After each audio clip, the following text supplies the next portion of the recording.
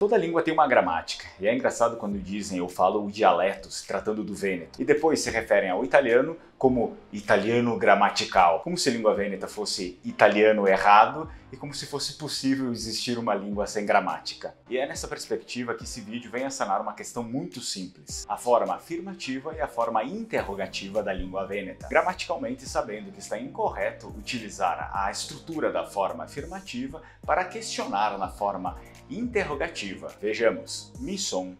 soni mi,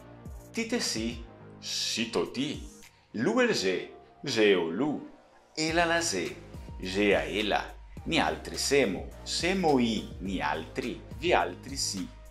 o vi altri, luri je luri. Espero que eu tenha contribuído com mais esse vídeo sobre gramática, e se você aí é uma dessas pessoas que ficam falando em italiano gramatical, por favor pare, porque você está passando vergonha.